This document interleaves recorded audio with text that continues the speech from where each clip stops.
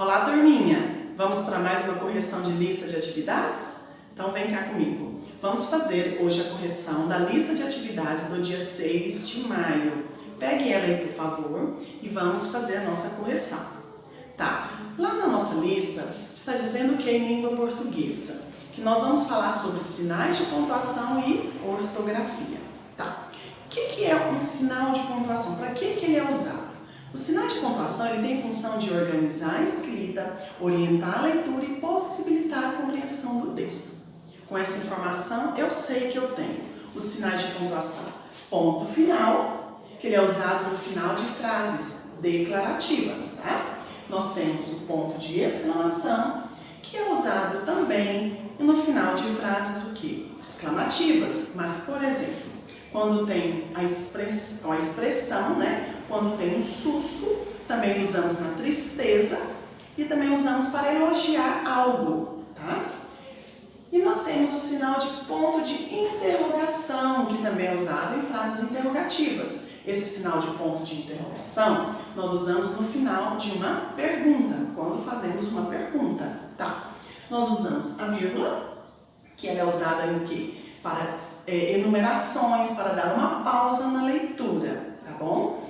E também usamos ponto e vírgula, que é para dar uma pausa maior na leitura.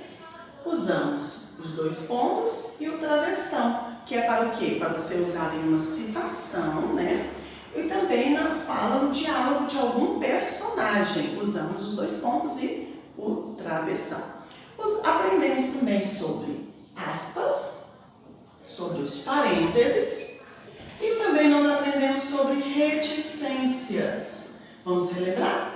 Reticências é quando a frase está interrompida, quer dizer que ela continua, tem mais assuntos para ser tratado nessa frase, tá?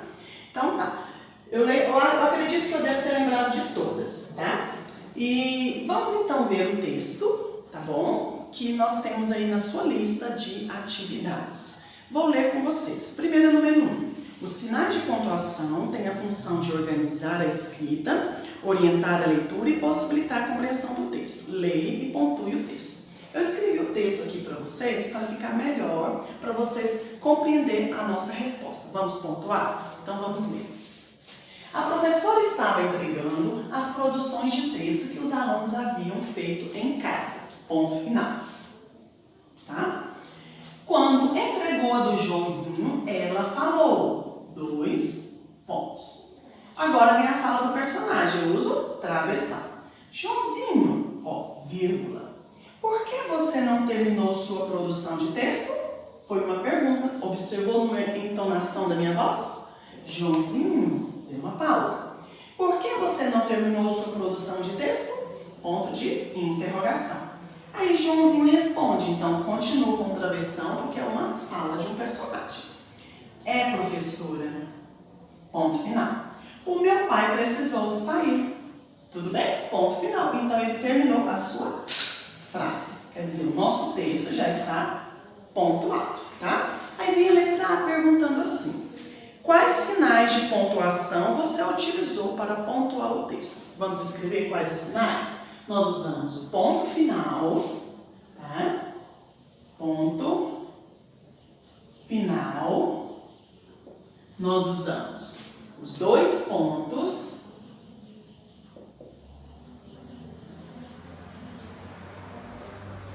Usamos o travessão.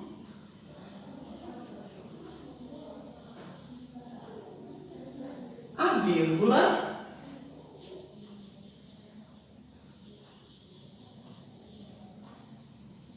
E o ponto de interrogação.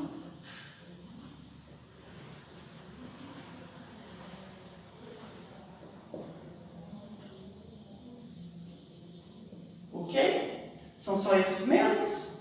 Sim, né? Ponto final, 2 pontos, travessão, vírgula, ponto de interrogação.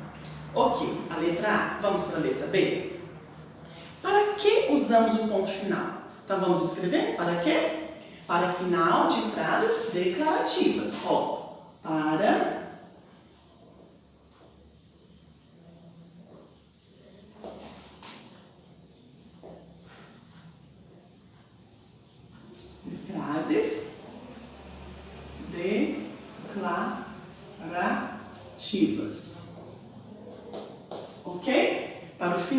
de frases declarativas. Vamos para a letra C. Copie do texto a frase que utilizou o ponto de interrogação. Tá, qual foi a frase que nós usamos o ponto de interrogação? Ó, essa frase. Então, eu vou copiar a frase completa. Vamos lá? Ó, Joãozinho. Ah, tem que colocar outra versão, tá? Não pode esquecer. Do jeitinho que tá lá. Joãozinho, por que você não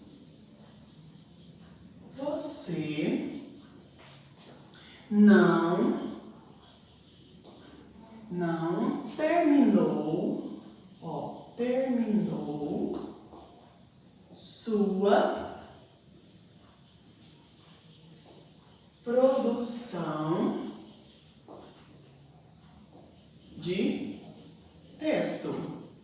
Ó, terminou com ponto de interrogação, tá bom? Vamos ler aqui.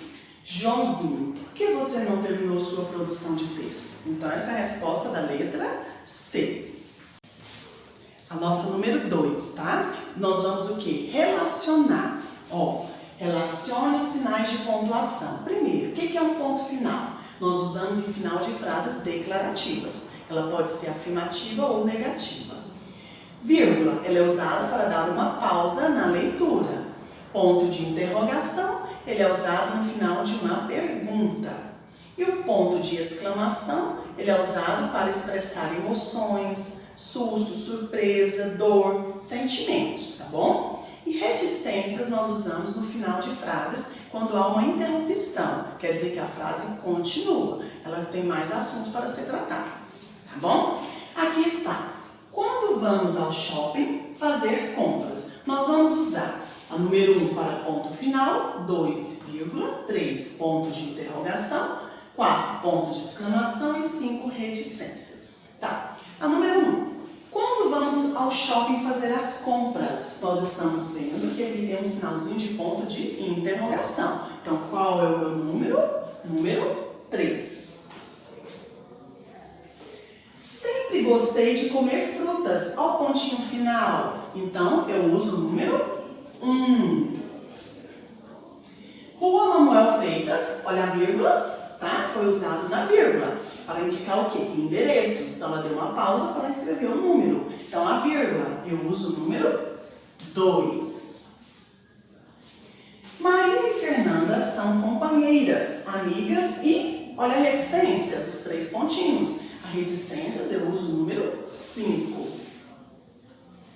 Que legal! Tá vendo esse sinalzinho aqui de exclamação? Então, ela é uma frase exclamativa. Nós usamos o ponto de exclamação. Então, número 4. Como ficou? 3, 1, 2, 5, 4. Agora iremos para o número 3, tá? A número 3 diz assim: complete as palavras, tá? Com a ortografia G e J, em seguida separe as sílabas. Primeiro, nós sabemos que antes das vogais E e I, a letra G, ela tem o som da letra J. Mas isso é algumas palavras, mas também existem outras palavras que são escritas com a letra G, com o som de G. Nós vimos até no nosso conteúdo, né? Administrado. Então, eu vou dar um exemplo. Por exemplo, com letra G com som de J. Gente, né? Gelatina. Mas nós temos também a letra G que não tem som de J, que é agora e agarrou. Tá. E também temos palavrinhas com letra J. Jeito, justo e assim por diante, tá bom? Então, olha aqui. Vamos responder a nossa número 3. Estrangeiro. Estrangeiro, ela é escrita com a letra G. Tá? Vigia também é escrito com a letra G. Jiboia, ela é escrita com a letra J. Sujeito também é escrito com a letra J. E gilete com a letra G, tá bom? nós sabemos o quê? Que para melhor compreensão, tiver alguma dúvida, você deverá olhar essas palavrinhas no seu dicionário, tá? Lá vai estar escritas as palavrinhas, você poderá identificar o seu significado e como escrever cada palavrinha também. Então, ele auxilia também na escrita. Estrangeiro, vamos separar? Ó, vou separar de cá. Estrangeiro.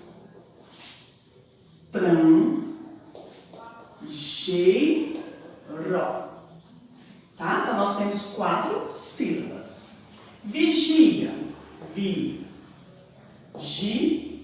Vigia, ela é uma palavra que separa da vogal, tá bom? Jiboia. Ó, jiboia. Nós temos 3 sílabas. Sujeito. Sujeito. Também deu 3 sílabas. E gilete. Gilete. Pronto, nós fizemos a nossa separação de sílabas, tá bom? Ok? Confere com a lista de vocês, tudo bem? Então tá.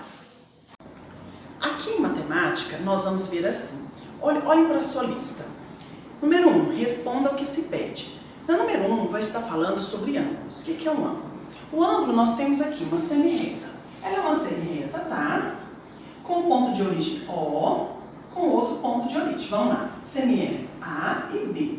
Ela é uma semirreta com um ponto de origem O e uma semirreta com um ponto de origem do O com o B. Aqui, nessa abertura, nós chamamos de ângulos, tá? O ângulo também, ele está dividido em 3. O ângulo reto, agudo e obtuso. Olha aqui para mim. O ângulo reto. Tá? O ângulo reto, ele mede o quê? 90 graus, tá bom? Através desse ângulo reto, nós podemos ter o ângulo agudo, que vocês acabaram de ver, que a medida dele é menor que 90 graus, tá bom? Nós podemos chamar aqui de ponto A, B, ponto de origem O, e nós temos o ângulo obtuso, que a sua medida é maior que 90 graus, tá bom? Olha aqui então, a diferença, que vou fazer isso aqui mais larguinho aqui para você identificar, tá bom? Então, o ângulo reto, ele tem a medida de 90 graus, o ângulo agudo, ele tem a medida menor que 90 graus, e o ângulo obtuso tem a medida maior que 90 graus, tá? Sabendo dessa definição, a nossa número 1, letra A, fala assim. Responda o que se pede. Letra A. Qual unidade é empregada para medir o ângulo? Então, qual é a unidade empregada? É o grau, né? Vamos responder aqui, então. É o grau. Então, um pouquinho. É o grau. Tá bom. Letra B. Qual o nome do ângulo que tem 90 graus? Tá, lembra da explicação? Então, qual o nome do ângulo que tem 90 graus? É o ângulo reto. O ângulo reto. E a letra C? Qual o nome do ângulo de medida menor que 90 graus? Ângulo agudo. Ângulo agudo. E a letra D? Qual o nome do ângulo de medida maior que 90 graus? Ângulo obtuso. Então, relembrando, a medida empregada para medir o ângulo é o grau, tá? O ângulo reto, ele é o quê? É o ângulo que mede 90 graus. O ângulo agudo é que tem a sua medida menor que 90 graus e o ângulo obtuso que a sua medida é maior que 90 graus, tá bom? Vamos para o número 2? A número 2 fala assim. Desenhe polígonos conforme solicitado nos itens abaixo. Bom, o que é um polígono? O polígono ele é formado por um contorno e uma região interna, tá? Então, um polígono, ele pode ser classificado pelo número dos seus lados, tá? Aqui, ele é um contorno de uma região interna. Isso aqui nós chamamos também de polígono, tá? Se é um contorno, a região interna é esse lado de dentro. Vou estar desenhando aqui. Isso daqui é o quê? Um quadrado, não é? Só que no polígono ele é chamado de quadrilátero. Por quê? Porque ele tem 4 lados. Ó, 1, 2, 3, 4. Tá. O polígono também, nós temos o quê? Um triângulo. Porque ele tem quantos lados? Ó, 1, 2, 3, 3 lados. Também nós temos o pentágono. Vou estar desenhando aqui. O pentágono, ele tem quantos lados? 1, 2, 3, 4, 5. 5 lados. E assim por diante, tá? Então, isso aqui são exemplos de polígonos, tá? Com nossa explicação agora, vamos então estar fazendo um ângulo que tem 4 ângulos retos. Essa número 2 é uma resposta pessoal, mas eu vou estar respondendo com vocês. Espero que tenha ajudado. Eu posso desenhar um quadrilátero, né? Porque ele é um ângulo que tem 4 ângulos retos, ó. Esse ângulo, como esse é reto, reto, reto. Nós temos 4 lados. Posso também estar desenhando um quadrilátero. Ok. A letra B fala assim, tem 3 ângulos agudos, todos agudos. 3 ângulos, todos agudos. Veio na cabecinha o quê? Um triângulo, não é? Não foi assim que você fez? Você pode desenhar o triângulo dessa forma.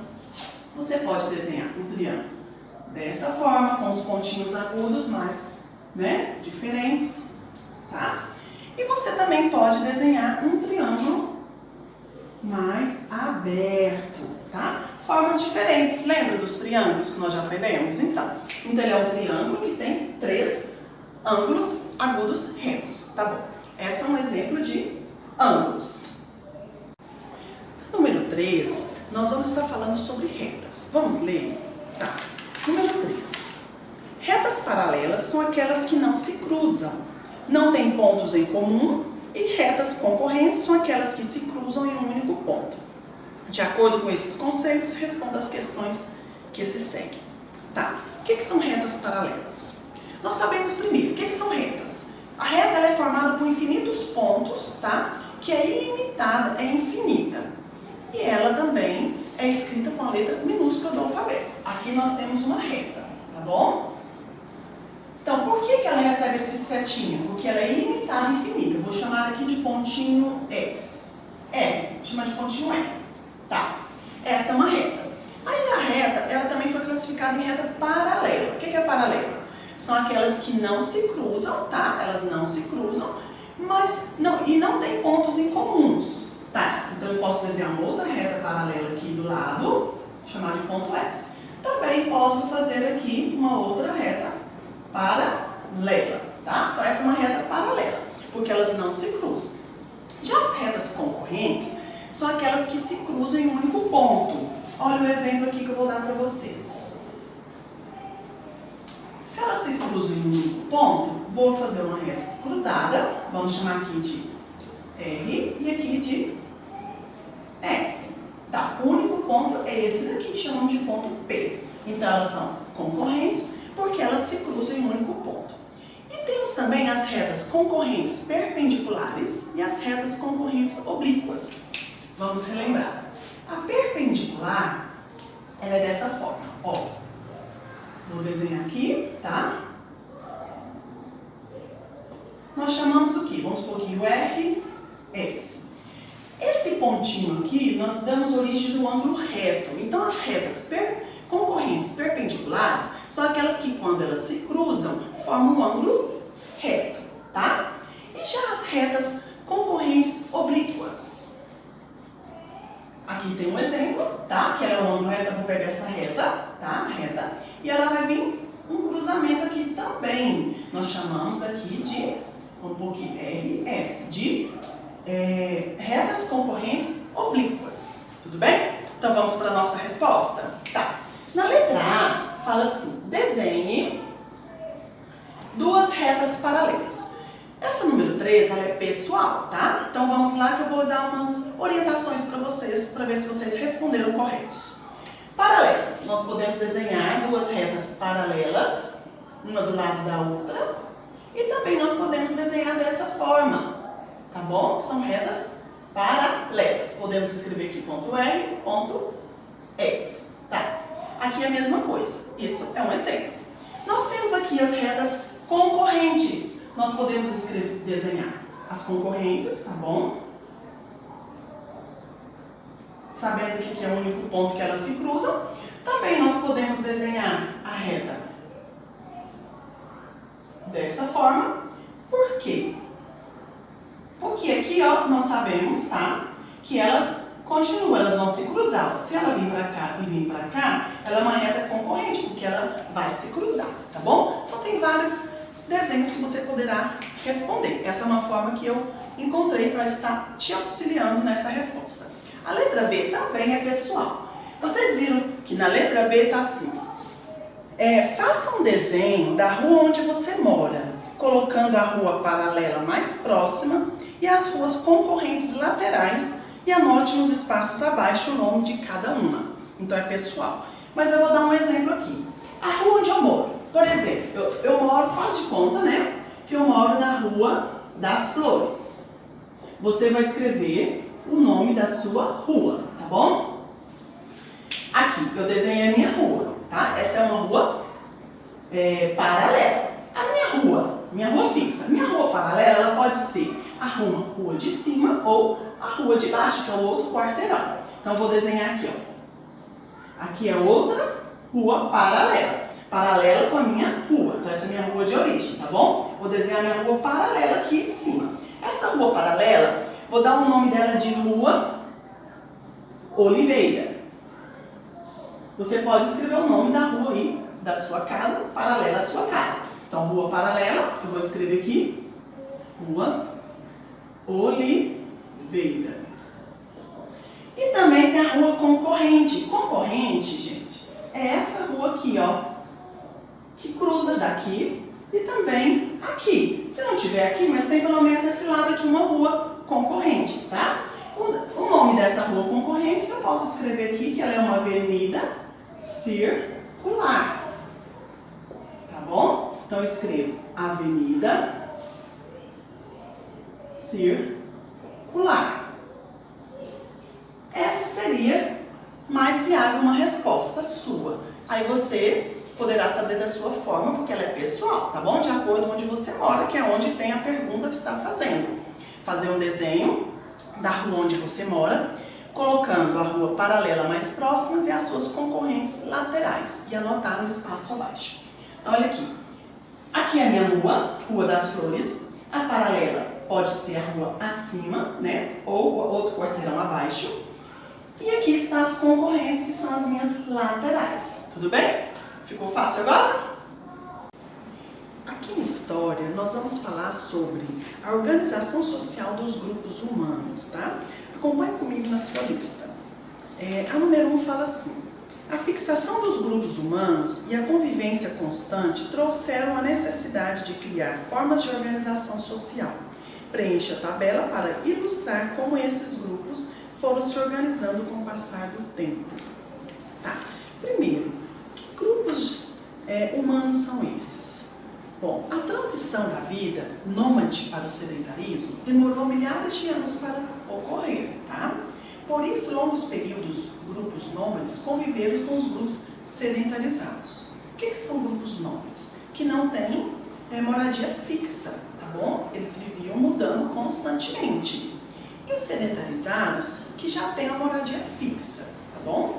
Com isso, as técnicas de cultivo também variavam muito de um lugar para o outro, pois dependiam também das condições do solo e do clima, tá? Então, o que? A fixação desses grupos humanos e a convivência constante trouxeram a necessidade de criar formas de organização social.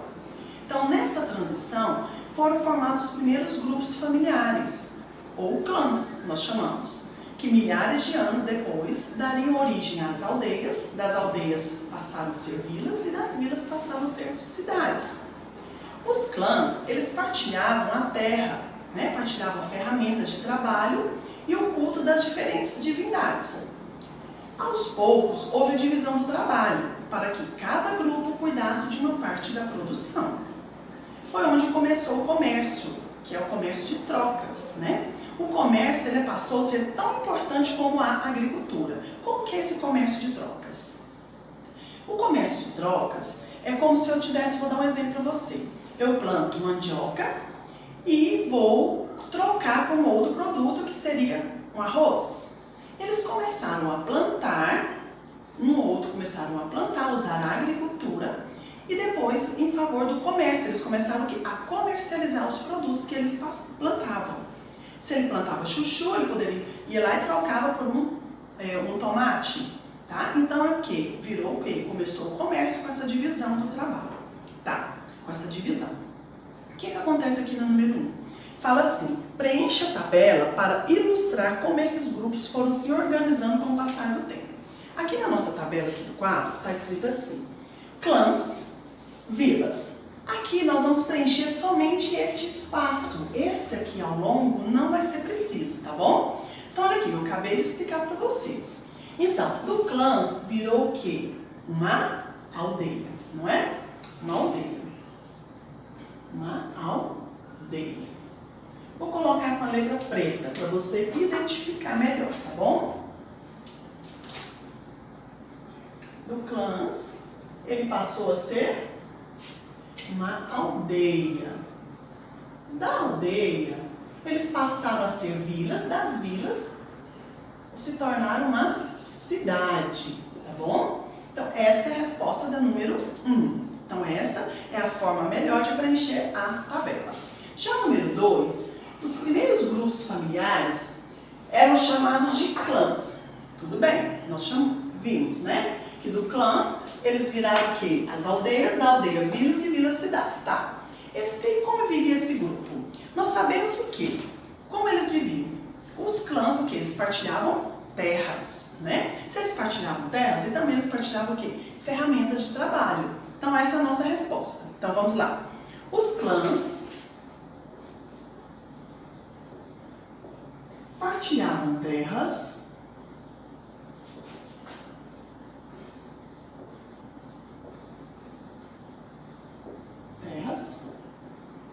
ferramentas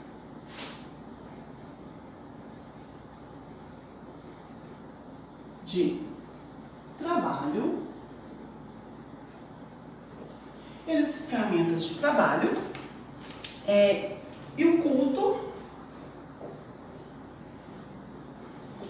às diferentes divindades, né? Também, vamos para completar a nossa resposta, nós vamos estar escrevendo assim, divindades, cadê? Divindades, escrevi aqui errado. Divindades. Tá, para complementar também, está escrito assim, que essa sociedade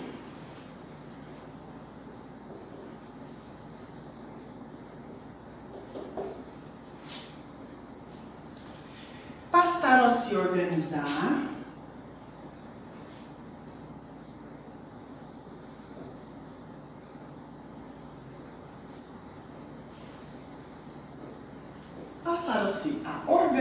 em torno de um líder. Em torno de um líder.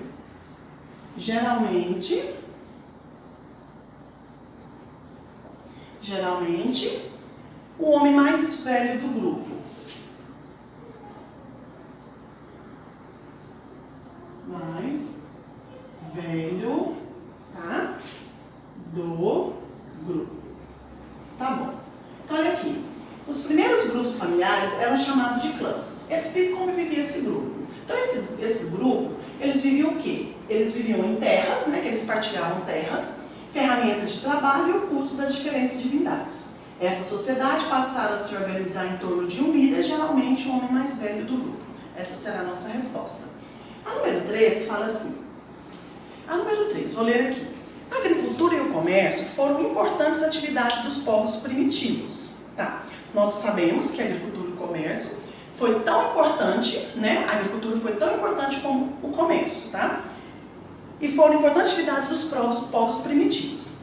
Escreva a importância do comércio para esse povo. Foi como eu disse para vocês, né, na explicação, que foi o quê? A troca de produtos, né? Então vamos lá. O comércio passou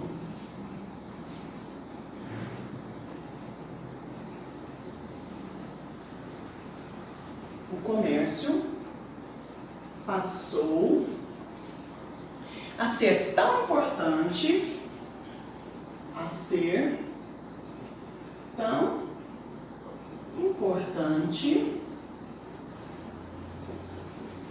Passou a ser tão importante quanto a agricultura. Quanto a agricultura. Tá bom? Pois era por meio de troca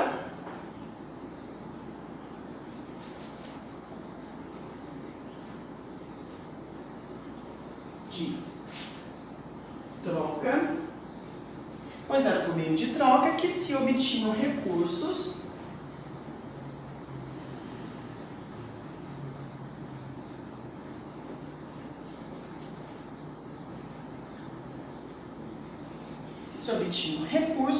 para as próximas plantações.